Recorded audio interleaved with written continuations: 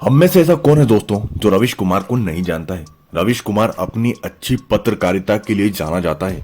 आज रवीश कुमार बताएंगे कि सुप्रीम कोर्ट ने एसबीआई को क्या ऑर्डर दिया है और उसके हिसाब से एसबीआई को वो जो इलेक्टोरल बॉन्ड का जो भी हिसाब है वो सारा के सारा जल्द से जल्द इलेक्शन कमीशन को देना होगा, ताकि वो 15 तारीख तक इलेक्शन कमीशन सबके सामने ला के रख दे कि किसने किस पार्टी को कितना चंदा दिया और किस पार्टी को किस उद्योगपति से कितना फायदा हुआ। इस वीडियो में हम देखेंगे रवीश कुमार सारी डिटेल्स और बारीकी से बताएंगे कि किस तरह से हिंदुस्तान का सबसे बड़ा घोटाला किया जा रहा था।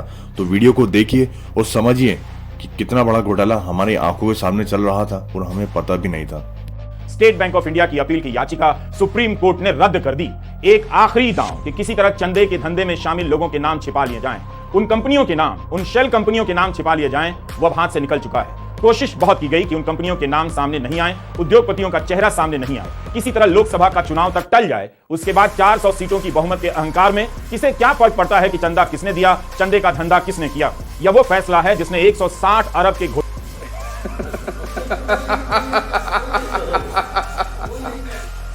यही नहीं, अभी और सुनिए। यह वो फैसला है जिसने 160 अरब के घोटाले से जुड़े लोगों से पर्दा उतार दिया है। बस नाम और चेहरा सामने आना बाकी है। कहां तो स्टेट बैंक ऑफ इंडिया 136 दिन का समय मांग रहा था, उसे मिला 3 हफ्ते का समय।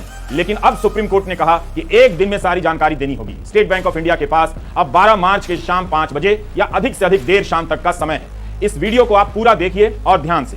रील्स देखने की आदत ने इस देश की संस्थाओं का रील्स बना दिया है, इसलिए पूरा देखने का धीरज विकसित कीजिए। उनका सुख है मेरा सुख है, उनका दुख है मेरा दुख है। ये झूठ है, झूठ है, झूठ है। यह चेयरमैन दिनेश कुमार खरा हैं, जिन्हें शायद स्टेट बैंक ऑफ इंडिया के इतिहास में पहली बार सेवा विस्तार मिला। इससे पहले प्रबंध निदेशक के पद पर 2 साल का सेवा विस्तार मिला था। उन्होंने भारत के सबसे बड़े बैंक के साथ क्या किया। चीफ जस्टिस ने पूछ दिया कि एसबीआई की याचिका पर असिस्टेंट जनरल मैनेजर का नाम क्यों है, जबकि यह एक गंभीर मामला है। इसके जवाब में वकील हरीश साल्वे ने कहा कि ऐसा इसलिए है क्योंकि यह काम उन्हीं का है। कहां तो चेयरमैन को आदेश के आते ही नेतृत्व संभालना चाहिए था।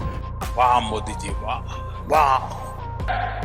झूठ बोलो, बार बार झूठ बोलो। सबको लगाकर जानकारी जुटाने में लग जाना चाहिए था। यही वो शख्स हैं जो भारत के लोकतंत्र के भविष्य से जुड़ी सबसे बड़ी जानकारी के लिए 136 दिन मांग रहा था। यही वो शख्स है जो 2.25 लाख से अधिक कर्मचारियों के स्टेट बैंक को तैयार नहीं कर सका कि लगो सब सर्वोच्च न्यायालय का फैसला है 21 दिनों में ही पूरा करेंगे। इस शख्स ने अपने नेतृत्व का प्रदर्शन नहीं किया, इसे लीड करना चाहिए था। जैसे नोटबंदी का फैसला आते ही सारे बैंक नतमस्तक होकर चुपचाप जुट गए एक ऐसा फैसला लागू करने के लिए जिसका आधार आज तक किसी को ठीक से नहीं पता। दिनेश कुमार खरा ने भारतीय जनमानस में स्टेट बैंक ऑफ इंडिया की प्रतिष्ठा मिट्टी में मिला दी। इसका नाम ठीक से इतिहास में दर्ज होना चाहिए। गजब बेइज्जती है। ये बड़ी अच्छी बात कही आप। तुम चुल्लू भर पानी में जाके डूब के मर जाओ। सुप्रीम कोर्ट की चीफ जस्टिस की बेंच ने कहा कि देश के नंबर 1 बैंक है ये, हम उससे बेहतर उम्मीद करते हैं कि वह हैंडल करे। हमें नहीं पता कि इन 26 दिनों में एसबीआई ने क्या किया है। चीफ जस्टिस डीवाई चंद्रचूड़ ने स्टेट बैंक ऑफ इंडिया से पूछ दिया कि आपने 26 दिनों में क्या किया है, उसके बारे में हलफनामे में क्यों नहीं लिखा है। शाबाश बेटा, बहुत बढ़िया। लवणेन भोजन। स्टेट बैंक ऑफ इंडिया के वकील हरीश साल्वे ने कहा कि हम अलग से हलफनामे में लिख देंगे। तब चीफ जस्टिस ने कहा कि पहले से क्यों नहीं लिखा है। हम स्टेट बैंक से पारदर्शिता और ईमानदारी की उम्मीद करते हैं। इसके लिए चीफ जस्टिस डीवाई चंद्रचूड़ ने अंग्रेजी में कैंडर शब्द का इस्तेमाल किया। इस एक शब्द में दोनों लक्षण आ जाते हैं, पारदर्शिता और ईमानदारी। कोर्ट ने कहा कि यह हालत हो गई है। चीफ जस्टिस ने कहा कि आपने बताया है कि चंदा देने वालों की डिटेल मुंबई ब्रांच भेजे जाते हैं, जिन्हें चंदा मिलता है उनकी डिटेल भी मुंबई ब्रांच में है। हमने तो वैसे भी नहीं कहा कि मैच कराने की जरूरत है, हम केवल जानकारी चाहते हैं, तो आपको आदेश का पालन करना पड़ेगा। चीफ जस्टिस ने कह दिया कि एसबीआई ने अपने फ्रीक्वेंटली आस्क्ड क्वेश्चन यानी वेबसाइट पर सवालों के जो तुरंत जवाब होते हैं, अकेले अकेले मजे नहीं लेने दूंगा, मुझे भी चाहिए।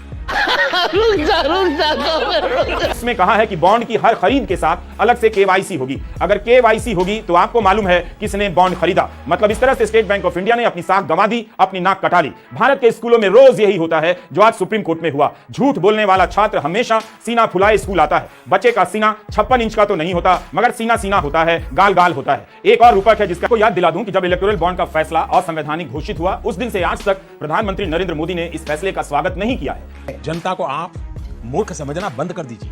इस प्रकार की बचकाना बातें किसी के गले नहीं उतरती, लोग मजाक उड़ाते हैं। तो भूल गई।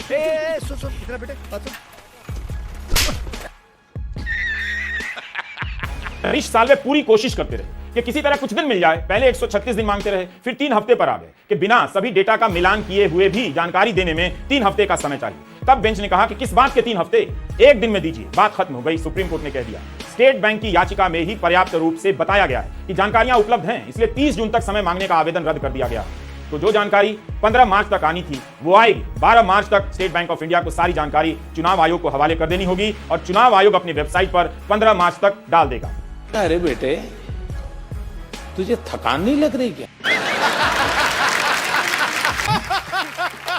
15 मार्च शाम 5 बजे तक भारत के इतिहास का सबसे बड़ा चुनावी घोटाला और उससे जुड़ी हर जानकारी आपके सामने होगी। और अगर बैंक ने यह जानकारी आदेश के मुताबिक नहीं दी तो कोर्ट ने कहा है अवमानना की सजा मिलेगी। यह वो देश है, यही प्रधानमंत्री हैं जो कहते थे स्विस बैंक में काला धन जमा है। एक एक जानकारी सामने आएगी, लोगों के खाते में लाखों रुपए जाएंगे और उन्हीं की नाक के नीचे स्टेट बैंक ऑफ इंडिया चुनावी फंड के काले धन को नहीं बताने के लिए कितना संघर्ष कर रहा था। भारत की सड़ चुकी गोदी मीडिया की पत्रकारिता इस चुनौती को कभी स्वीकार नहीं करेगी। तुम्हें शर्म है? कुछ शर्म आया है? ये बिक गई है गवर्नमेंट, अब गवर्नमेंट में कुछ नहीं है। मजा आया।